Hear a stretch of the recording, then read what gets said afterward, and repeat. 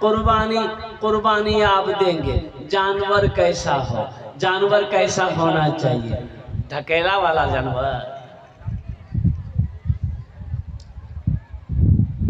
उलमा फरमाते कि जो जानवर कुर्बान करोगे वो पुलसिरात का वो पुल होगा, बाल से बारीक तलवार से तेज।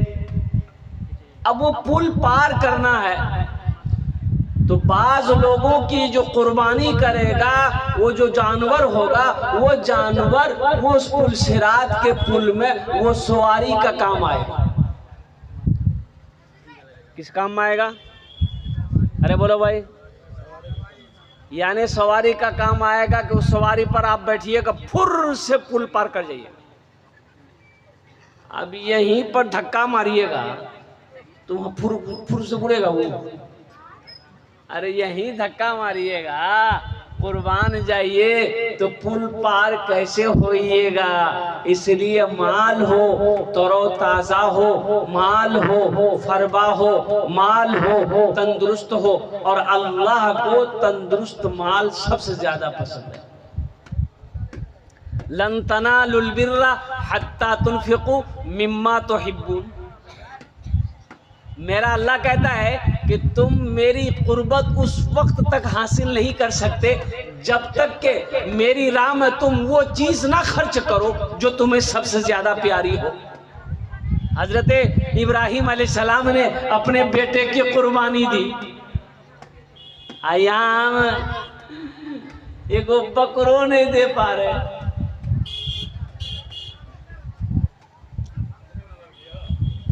अच्छा देखिए, बकरा बकरी कम से कम 1 साल का हो।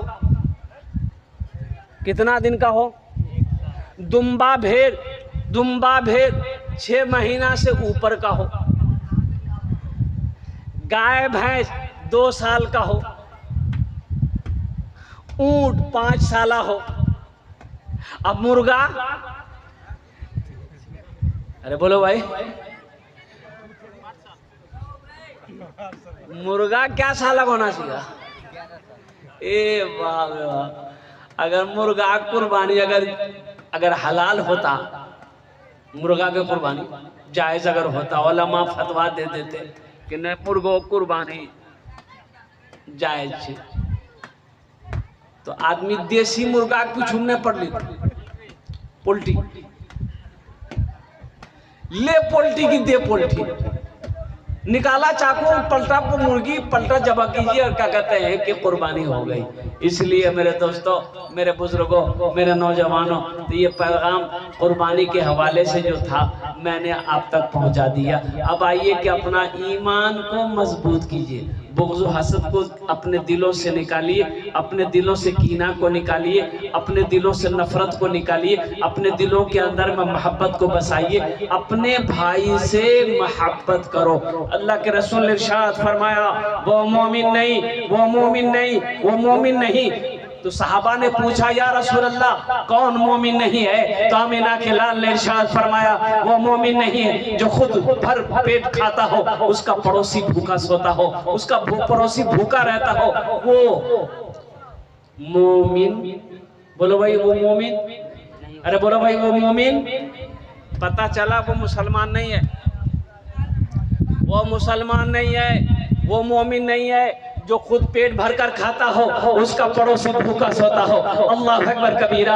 आज हमारा ईमान कितना कमजोर हो चुका है, आज हम कितना कमजोर हो चुके हैं कि मेरे घर के बगल में मेरा एक गरीब भाई का झोपड़ी है, हमें पता ही नहीं है कि उसके झोपड़ी में खाना बना है कि नहीं बना है। उस घर के अंदर में पर्दा नशी हमारी बेटी है, पता नहीं उसके जिस्म के अंदर में कपड़ा है कि नहीं है, पता नहीं उसके सर पे दुपट्टा है कि नहीं है, हमें फिक्र ही नहीं है, हमें फिक्र भी नहीं है। इसकी फिक्र करना बहुत जरूरी है मेरे भाइयों, मेरे दोस्तों, मेरे बुजुर्गों। और सबसे बड़ी बात यह है कि आज हमारा ईमान जिस तरीके से होना चाहिए वैसा ईमान नहीं है। हम मुसलमान तो हैं, नाम के मुसलमान हैं, नाम के मुसलमान हैं। अब बताइए, बंदूक हो और गोली, अरे बोले बोलो, गोली नहीं है, बंदूक है। गोली तो बंदूक काम करेगा? अरे बंदूक है, गोली है या नहीं है, बंदूक काम करेगा? मुसलमान हो ईमान ना हो, मुसलमान हो ईमान ना हो, आहा, कुर्बान जाइए, वो काम करेगा? नहीं करेगा। इसलिए मुसलमानों, ईमान को मजबूत करो। एक मुसलमान घर लुटता हुआ बर्दाश्त कर सकता है, एक मुसलमान माल लुटता हुआ बर्दाश्त कर सकता है, लेकिन एक मुसलमान अपनी जान तो दे सकता है, ईमान नहीं दे सकता। हमारा ईमान कितना कमजोर हो चुका है।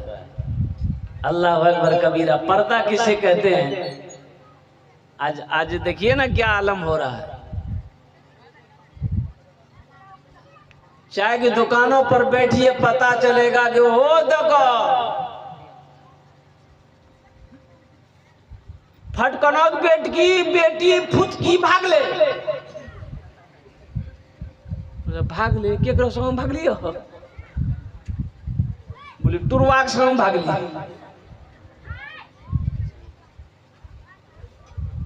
सोचो मुसलमानों, बेटी घर से भाग जाए,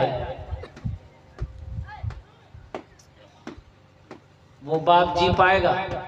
अरे बोलो भाई, वो बाप जी पाएगा? वो भाई जी पाएगा? तो कहने का मेरा गर्ज यही है, अल्लाह कुरान में कहता है, या अय्युहल्लज़ीना आमनू कू अनफुसकुम व अहलीकुम नारा वक़ूदुहन्नास वल हिजारा। ईमान वालो, अल्लाह से डरो और उस आग से डरो जिस आग का ईंधन इंसान और पत्थर होगा। अपने अहलो अयाल को भी बचाओ, तुम भी बचो, तुम अपने अहलो अयाल को भी बचाओ उस आग से, तुम भी बचो, बेटा को भी बचाओ, तुम भी बचो, बेटी को भी बचाओ, तुम भी बचो, बीवी को भी बचाओ, तुम भी बचो, बहू को भी बचाओ, तुम भी बचो, नातों को बचाओ, पोता को भी बचाओ, तुम भी बचो, अहलो अयाल को बचाओ। इसलिए कि जिस आग का ईंधन इंसान और पत्थर होगा। आज अफसोस का मकाम है। आपको पता है 2022 का, आपको मैं बता दूं कि 2022 में 1400 लड़की मुसलमान की बच्ची हिंदू के साथ में भागकर शादी की।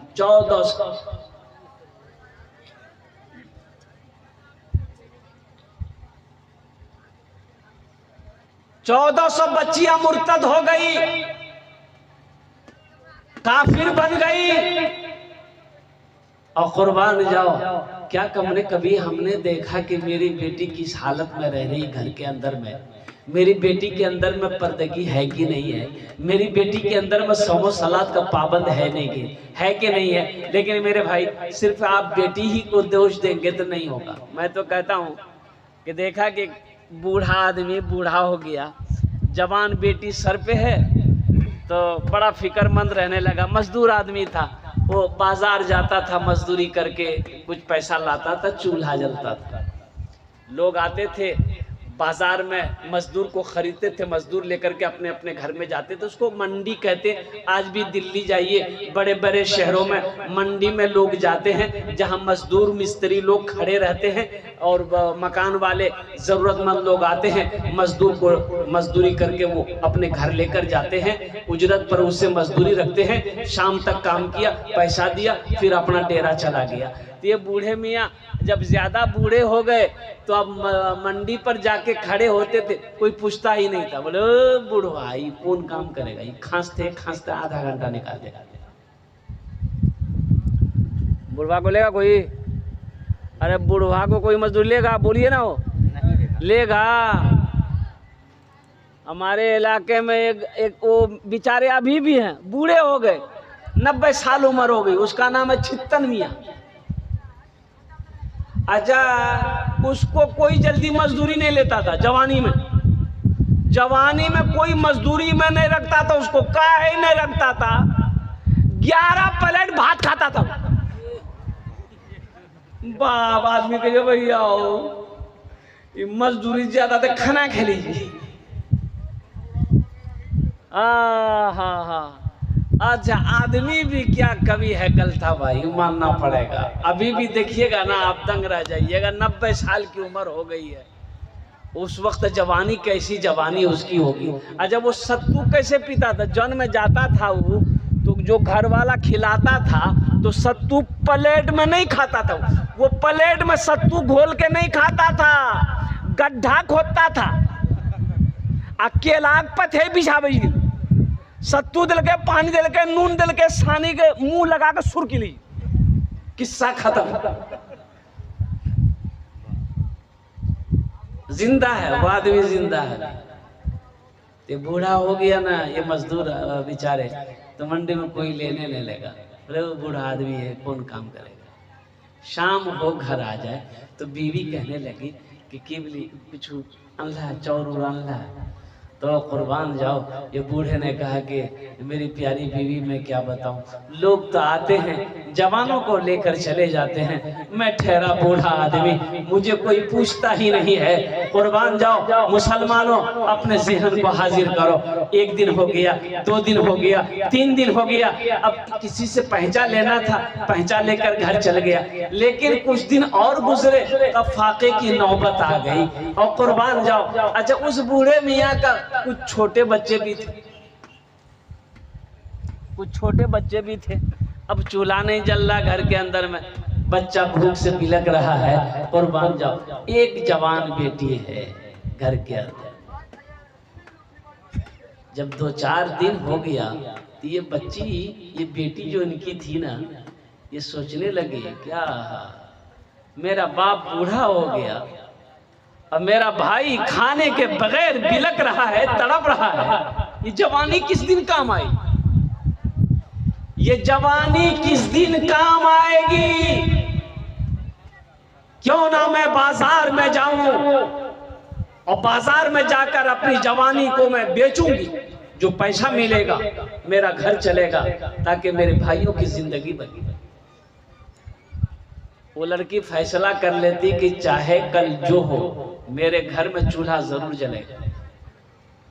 सुबह उठी, नमाज़े फजर पढ़ी, अब पढ़ने के बाद बन सवर कर तैयार हुई, अपनी माँ से इजाज़त ली, बहाना बनाई कि मुझे फला सहेली के पास जाना है और 2-3 घंटे में हम वापस आ जाएंगे।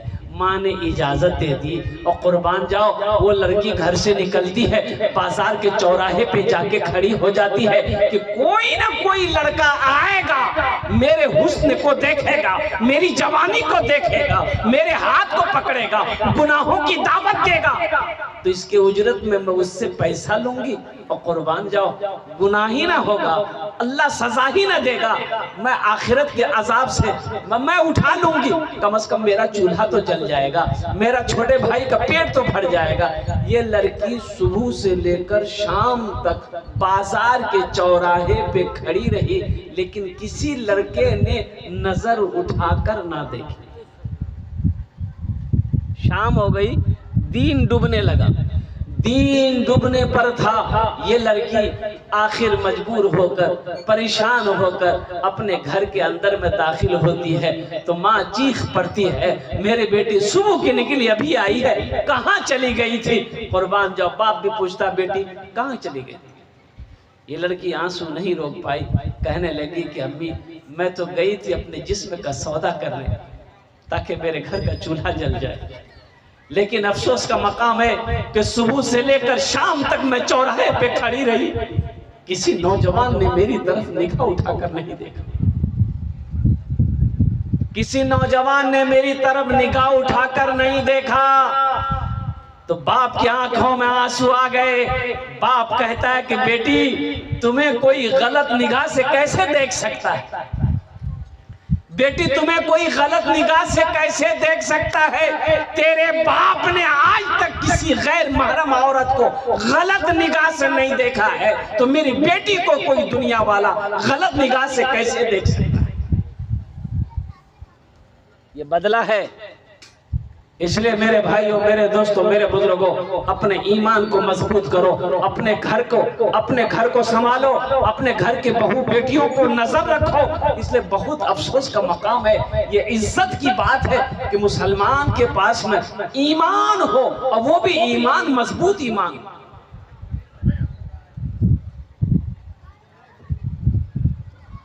आज आए दिन अखबारों में, आज आए दिन न्यूज में, सोशल मीडिया पर देखते होंगे कि फला लड़की फला के साथ भाग गई, फला की लड़की फला के साथ भाग गई, फला के लड़के फला के साथ भाग गई। ये हमारी लापरवाही की वजह है और ये ईमान कमजोर होने की वजह। इंशाअल्लाह ईमान को मजबूत करेंगे। कितने लोग करेंगे? हाथ उठाइए। इंशाअल्लाह अल्हम्दुलिल्लाह अपने ईमान को मजबूत करना है। कैसे मजबूत करना है? गोश्त खा के ईमान को मजबूत कैसे करना है, ईमान को मजबूत कैसे बनाना है? सिर्फ मैंने पहले ही कहा था, सिर्फ नाम का मुसलमान ना बनो, अल्हम्दुलिल्लाह काम के मुसलमान बनो। बंदूक है, गोली है ये नहीं, मुसलमान है, ईमान है ये नहीं। अभी फिलिस्तीन में लड़ाई हो रही, जंगे हो रही है, भाई सुना है कि नहीं सुना? अरे बोलिए ना, सुने कि नहीं सुने? फिलिस्तीन में जंगे हो रही है और मस्जिद अक्सा, सुब्हानल्लज़ी अस्रा बिअब्दिही लैलन मिनल मस्जिदिल हराम इलल मस्जिदिल अक्सा। और कुर्बान जाओ, अल्लाहु अकबर कबीरा। वो फिलिस्तीन वालों की जमीन है, वो जो यहूदी जो जंगे लड़ रहा है, वो जमीन जो है ना, वो दरअसल जमीन फिलिस्तीनियों की जमीन है, वो यहूदियों की जमीन नहीं है। इस्राइल का कोई नामो निशान नहीं था, इस्राइल का कोई वजूद नहीं था। वो इस्राइल तो, वो यहूदी तो भाग कर आया था फिलिस्तीनों के पास में कि थोड़ी सी हमको रहने के लिए जगह दे दीजिए। फिलिस्तीन मुसलमान, और मुसलमान जो होता है ना, वो रहमदिल होता है। सुभानअल्लाह बोले तो माशाअल्लाह। मुसलमान रहमदिल होता है। मुसलमान अगर खाने के लिए बैठ गया है, अगर उसके पास में कोई सवाल कर देगा कि भूख लगी है, खाना मुझे चाहिए, तो मुसलमान खाना नहीं खाएगा, सबसे पहले भूखे को खिलाएगा। अगर बचेगा तो मुसलमान खाएगा, नहीं बचेगा तो वो उनका रोजा हो जाएगा। ये मुसलमान की शान है। तो जो जमीन है, वो जमीन यहूदियों की नहीं थी। मुसलमानों ने रहम खाया, यहूदियों को बैठने की जगह दी, और बैठने की जगह दी वो यहूदी कौम। अल्लाहु अकबर कबीरा।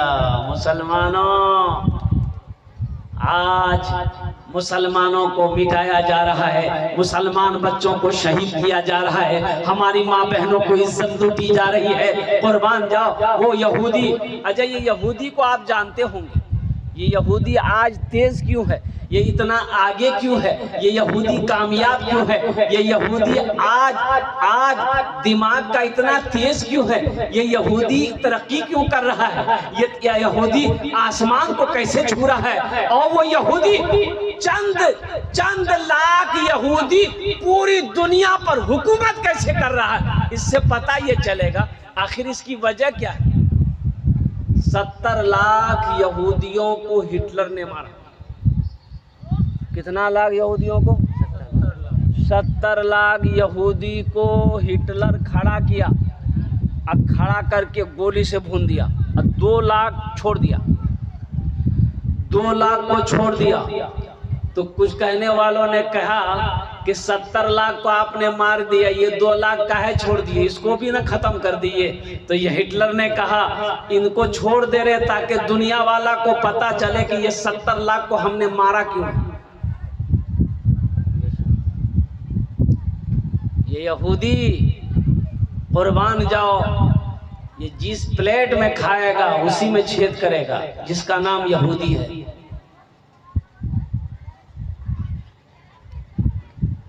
ये पखाना करके पानी खर्चा नहीं करता यहूदी।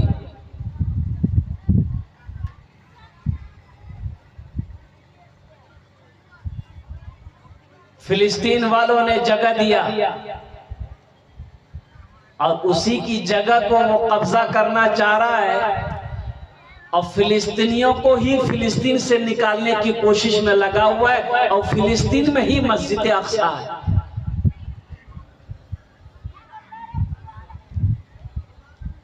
अब बताइएगा मेरी माँ बहनों सुनो, मेरी माँ बहनों कुर्बान जाओ, तुम कहां पहुंची हो, क्या तुम्हारा ईमान है? मैं तो दुआ करूंगा कि अल्लाह मेरी माँ बहनों, मेरे नौजवानों की, मेरे बुजुर्गों की अल्लाह ईमान, हम सब के ईमान को मजबूत बना दे। आमीन बोले अल्हम्दुलिल्लाह। 2 पोता शहीद हो गया, नौजवान बेटा शहीद हो गया। एक बेटा हॉस्पिटल पहुंचा, देखा 70 साल की बूढ़ी औरत बेड पर टेक लगाकर यूं पड़ी हुई है। ये नौजवान बेटा हॉस्पिटल गया, माँ को सलाम किया, सलाम वालेकुम अम्मी जान। माँ कहती है कि वालेकुम अस्सलाम।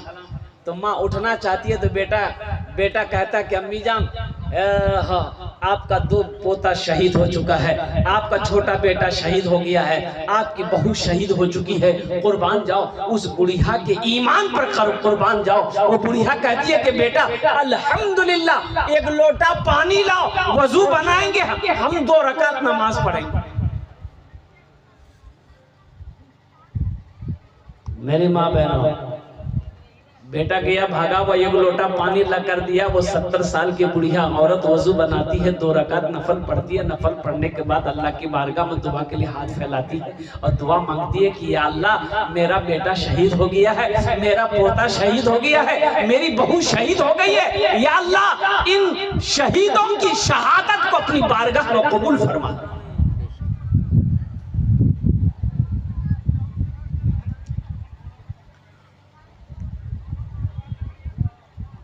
ये ईमान होना चाहिए।